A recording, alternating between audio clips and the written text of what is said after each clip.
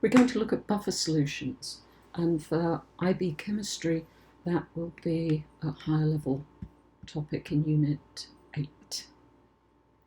So we're going to describe the composition of a buffer and explain how it works. So it's going to reduce any change in pH of a solution if you add a small amount of acid or a small amount of base.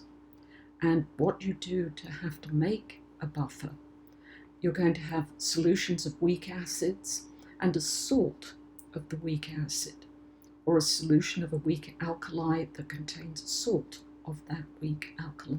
For the acid, ethanoic acid and sodium ethanoate, the salt that's mixed with it needs to have a cation of a strong base, so sodium hydroxide, potassium hydroxide.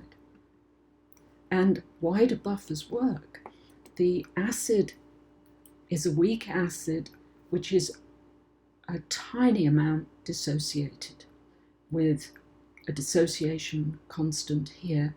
And if you're adding the ethanoate ion, it will alter the position of equilibrium. You're adding the ethanoate ion, which will shift the equilibrium to the left.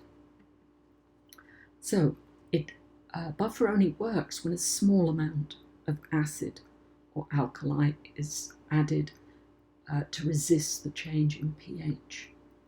And it's a weak acid and a salt of that weak acid. And so if you're adding acid to a solution, the hydronium ion, the H+ ion, will react with the acetate ion and produce more undissociated acid. And for the alkaline reaction, any small amount of OH- ions that are added to the buffer will react with the undissociated ethanoic acid and make the acetate ion and water molecule. So it's the chemistry that does the buffering. And doing the calculations with this, you've got your products over reactants of your equilibrium for your acid dissociation constant. Rearrange the equation so that your hydrogen ion, hydronium ion is isolated on the left. Multiply and log both sides, and so you have log of H3O plus is log of Ka times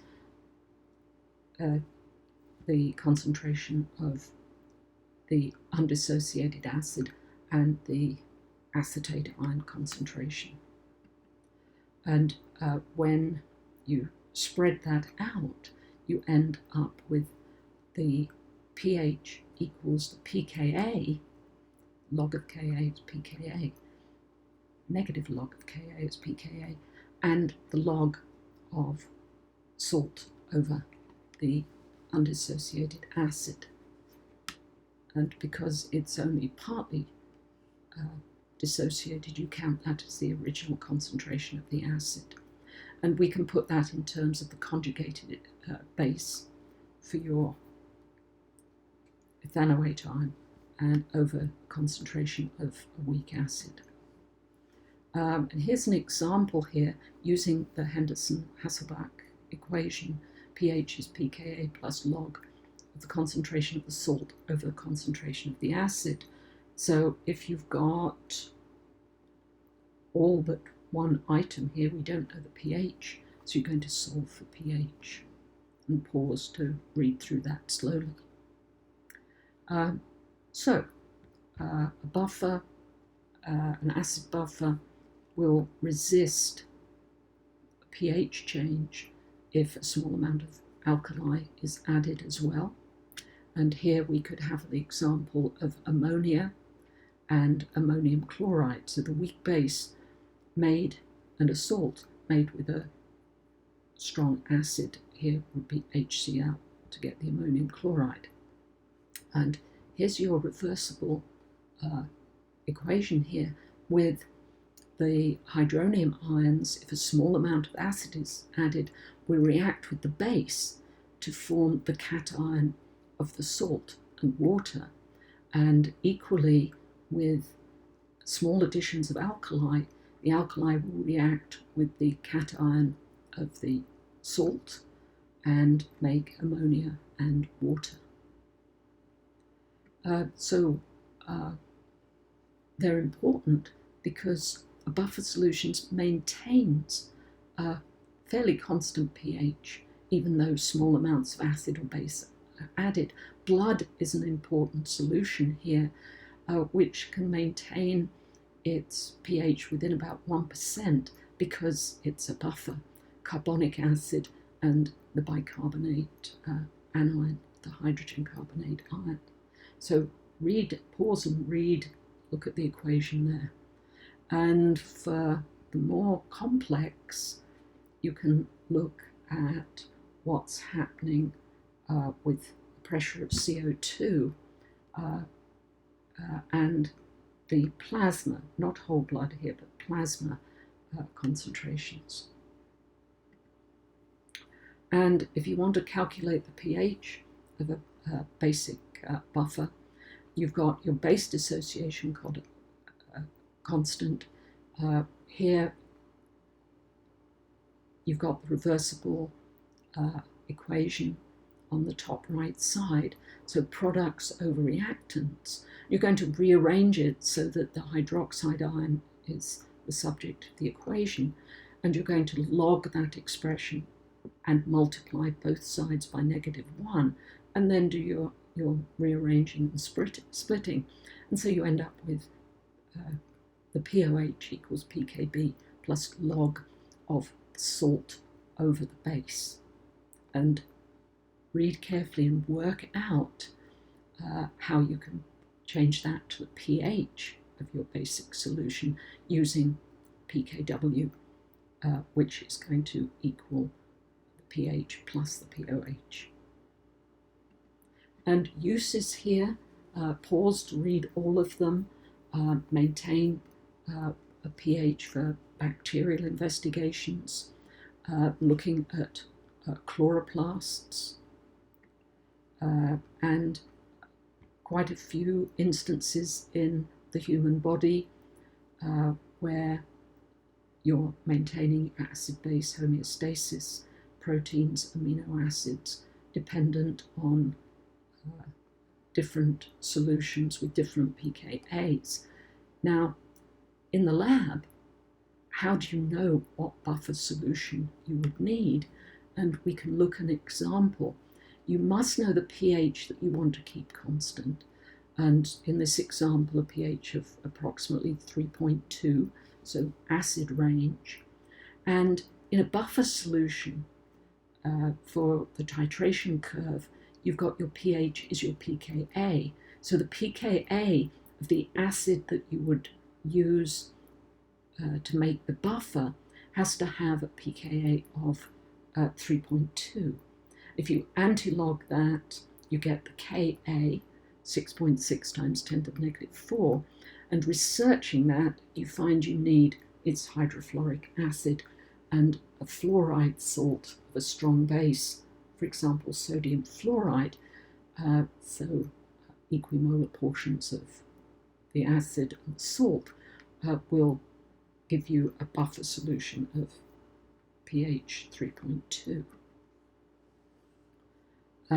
So a review here to read and some worked buffer calculations that you can go and look at. And looking a little more deeply into the titration curve, when you're adding a strong base solution to your weak acid, you've got that buffer region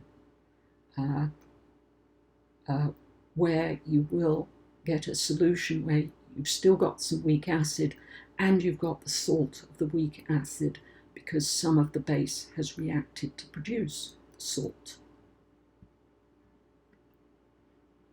And remembering that for an acid, you've got a conjugate base here.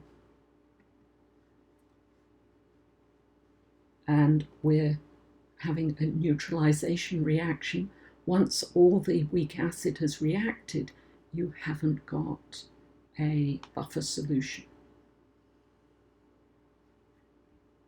So we're dependent on the presence of a weak acid and the salt of the anion of the weak acid, so the ethanoate ion, to make your buffer solution.